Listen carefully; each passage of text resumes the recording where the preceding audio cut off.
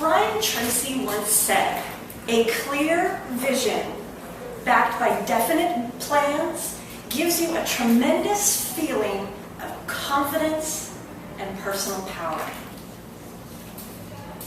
In order to achieve success, you need to have a very clear vision of where you are going. And it's a really good idea to write that vision down. Why would you want to listen to me about how to create a business plan? This floor is so sticky. I am a creative professional just like you. I've been a writer most of my life. I love to cook. I love to sew. I am constantly looking for ways to express my creativity. And like most creative professionals, I don't like to be hemmed in by plans. I resist them. I want to do my own thing, be creative, let it flow. But the problem is, like so many other creative professionals, I've struggled with making my business successful because I didn't have that structure, that plan. So a couple of years ago, I started researching how to do a business plan.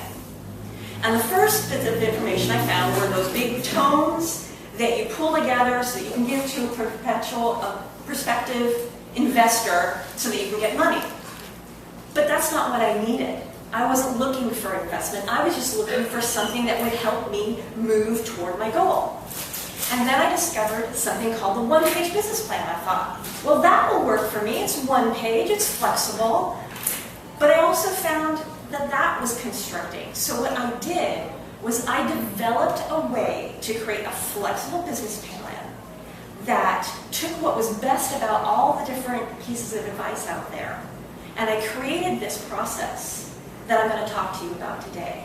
And it has really helped me focus. And what I like about it is that it not only provides you a guideline of where to go, it encourages you to keep coming back to it.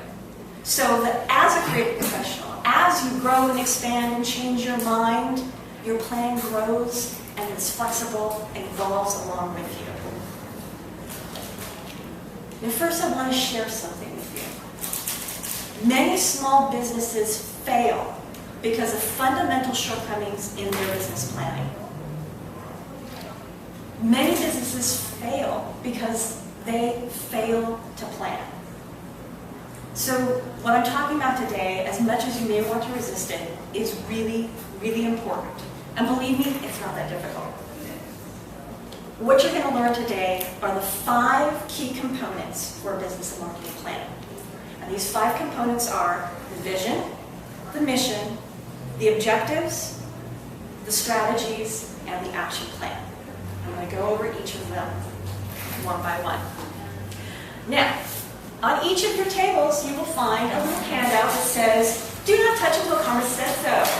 Well, I'm saying so now. You can turn it over. And what I've decided to do to kind of make it easier is each table is going to be a company. Just choose among yourselves what your company is going to be about. And what I did is I provided you some suggested company names. You can do a fictitious company using one of these fun names I created for you. Or you can decide that one of you at the table has a business you want to kind of create a simple plan for and go with that. So choose what your plan, what your business is going to be, and then take a pen and you're going to write down these 5 things which we're going to need as we move forward. One is your company name. So go ahead and write that down, your company name. Next is going to be the product. Next is going to be the product or service that that company will provide. For example, the example I'm going to be using in my presentation today is Hamster Hattery. And the product or service that Hamster Hattery offers is couture for rodents. The next line is your clients or customers. Who does this business serve? In the case of Hamster Hattery, it serves rodent enthusiasts. And then the final piece is the region of service. Is this a local business? For example, Hamster Hattery pretty much caters to your local region, but they do have an internet mart so that people throughout North America can order. Just decide where do the people you serve live. It can be local, it It can be within the country, North America, the Americas, the world. It doesn't matter. Just choose something. This is all for an exercise. So we're ready to move on to component number 1. Yes. Hopefully you have written those 5 things because I'm moving on. The first thing, the first key component, this is on page 2 of your handout. The first key component is your vision statement. Your vision statement is your big dream for your business. It's what you want your business to ultimately become, but you're going to write it as if it already exists now. It's going to emphasize the intersection between your business and your clientele. So for example, you may want your business to do and accomplish A. There's all these things you want to accomplish. But then you take a look at the people you serve and they don't really care about everything you want to give them. What you want to do is find out where's the intersection. Where does what you want and are able to offer intersects with what your clientele wants to pay you for? So emphasize that. And your target audience needs to be specific. For example, I'm going to give you an example of Hamster Hattery's vision statement. Hamster Hattery provides passionate rodent owners with fashionable accessories and couture for their pet hamsters, gerbils, mice, rats, and other rodents, thus building strong, lasting pet owner connections and relationships. Now, the basic format of a vision statement is company name provides target market with product or service. But it also puts in the why statement. You need to know your why. You need to be connected to your why. This is an important part of your vision statement. You need to be connected to why are you doing this? And the reason why you want to be connected to your why is because it's not going to be smooth sailing all the time. There are going to be days when you want to screw the snooze, turn off the alarm, and not even wake up that day. But if you are connected to your why, you'll be able to get through those tough times. So, in Hamster Hattery's vision statement, their why is to build lasting connections between pet owners and their small furry friends. And their target market is specific. It's not just any rodent owner. Because there are people out there who own gerbils and rats, and they just keep them in the cage and go, oh look, they're turning on the wheel. And that's all they care about. But then there's a subset of that market, the passionate gerbil owners. Those hamster owners that love their little hamsters, they bring them out, they play with them. I owned 2 rats myself, and I used to play with them all the time, let them walk around. In fact, one time, one of my rats was a little bit more rotund than the other one, and I was wearing hoop earrings. One went through, the second one got stuck. That was fun. I didn't really want to rip a hole in my ear, but I eventually got her out. So, Hamster Hattery took their overall target market, rodent owners, and really targeted to passionate. That's who they provide the rodent couture to, because who else would buy rodent couture? So that is the vision statement. What I'd like to do is, does anyone have a vision statement they would like to share? Do you want me to pick on you? Okay, well, we'll move on, just for time expediency. Let's move on to key component number 2. That's the next page. This is your mission statement. Your mission statement takes your vision statement and brings it down more concretely into the real world. It delves deeper, it's more practical, it's more nuts and bolts. And this is key, it boldly states what makes you unique. It identifies your unique selling proposition.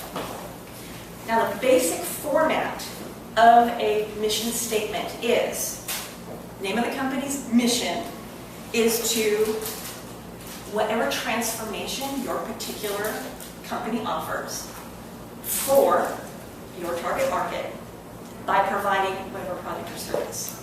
So for example, Hamster Hattery's mission is to create fun, fulfilling, and creative relationships between passionate pet owners and their pet rodents by providing unique, fashionable accessories for their small furry friends. Now you'll notice the transformation that they offer is the relationship between pet owner and pet.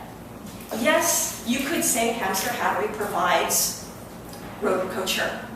That's what they physically do. But that's not the unique offering.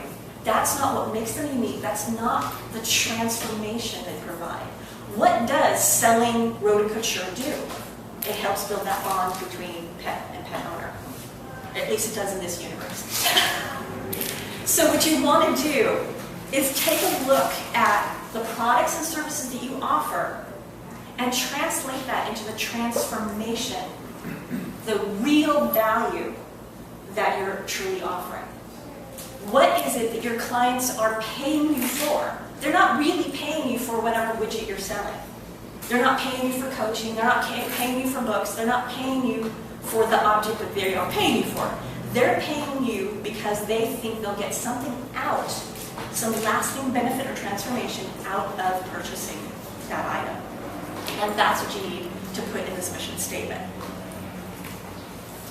Does anyone have a mission statement they would like to share? Really putting that on the spot, aren't I? Okay, we'll just move on. Key component number 3, which is on the next page, is your objectives. Now, I know that you can participate in this section, which is pretty easy. Your objectives are your goals. But they aren't just ordinary goals. They need to be SMART goals. Now, I didn't make up this acronym, so some of you may have heard of it before, SMART goals. And I've put spaces on here, so I would like you to fill this out so that you will be able to take this home and understand what SMART goals are. The S in SMART stands for specific. Specific. Your goals, your objectives need to be specific. They need to be precise, and they need to be relevant to your business. The M in SMART stands for measurable. Your objective needs to be measured. You need to be able to say, yes, I made progress toward this goal and I made this much, this percentage. It needs to be something that you can actually show progress toward. The A in SMART is attainable. Your goal must be able to be achieved by somebody. It needs to be something that can happen. Then the R in SMART is realistic. This kind of takes attainable and really grounds it in your business, because the goal needs to be something that is not only attainable by someone, but attainable by you and your business. So for example, if you're a rocket launch company, you may want to go to Mars. And going to Mars is attainable, but your rocket ship can only get you to the moon. Therefore, it's not realistic. So you need to rein in your SMART goal to get you to the moon. So that's what that is. And T in SMART is timed. This is very important, because if you don't put a due date on that goal will not happen. You'll keep putting it off. Mañana. Mañana, believe me, I'm queen of mañana. Even when I put a time on it, sometimes I'm still the queen of mañana. So it is important to put that time on your goal. So, again, you want your goals to be SMART. You want them to be specific, measurable, attainable, realistic, and timed. Put a due date on them. The next component in your business and marketing plan are the strategies. A strategy is a method or technique that will help you accomplish a goal. It is the tools you'll use. So, when you're thinking about your strategies, you need to think about, are these strategies that you yourself will implement? Will you hire someone? Are you going to hire a vendor, a contractor, a freelancer, staff? How are you going to achieve their goals? What strategies will get you through there? And I've listed a bunch of strategies that are ones that I'm familiar with that can help reach a variety of goals. For example, public speaking. Public speaking is a strategy that can help you achieve certain goals. For example, it can help you achieve visibility. It can help you achieve sales. It can help you achieve referrals. Think of it, every strategy can help you achieve several goals. So you need to decide which strategies will, number one, help you reach your goal. And then take a look at those strategies and decide, number one, which ones are ones that you can do and that will work with your target market. For example, I may love to do email marketing, but if my target market doesn't own a computer, not going to work. So you need to take a look at your strategies, and they need to accomplish three things. They need to get you towards your goal, they need to be something you can do, and they need to be something that will work for your target market. And now, the fifth, the creme de la creme of your business and marketing plan is your action plan. This is where you take your goals, your strategies, and you put them down on paper in a precise, timed to-do list. Now, this is also where a lot of people fail in their business and marketing plan, because they'll go, well, I want to achieve goal A, but goal A is so big, how am I ever going to do it? Here are some tips. Take your goal and put it on your calendar for the date that you want it to be achieved. Now start breaking them into baby steps. In order to get to point B, what is point AB10, AB9, AB8? And start putting dates on those baby steps going backwards. And what you'll find is one of two things will happen. One, you'll find that your goal was a little ambitious, and there's absolutely no way that you'll be able to achieve that goal by that date. And there are two things you can do at that point. You can bump the date out and achieve it at a later date, or you can make compromises along the way and achieve a subset of that goal. Be flexible. Allow yourself to accomplish what you want to accomplish within the time you want to accomplish it in a way that doesn't stress you out. The whole goal of this plan I'm talking about is to free your creativity. Give you this, it's sort of like creating a tether ball. You get to be the ball, this plan gets to be the stick with the string. You get to go round and round and do all the things you want to do, but you've got a plan. You've got something that's holding you from going out into left field and following all those bright shiny objects that creative professionals tend to follow. Another tip, be flexible and be easy on yourself. Understand that yes, you will find that your goals may be overambitious. And the second thing, which I forgot to mention, is you may also find out that you weren't that ambitious enough. You may want to achieve that goal 6 months from now, but it's only going to take you 3 months to get there. So why not bump it up and achieve it sooner? That's the beauty of working backwards. You really discover that you didn't necessarily know what you thought you knew about a goal. It's not as big as you thought it was. It is totally attainable, and it's attainable within a time frame. So be flexible. Allow yourself to change dates, change goals, tweak goals.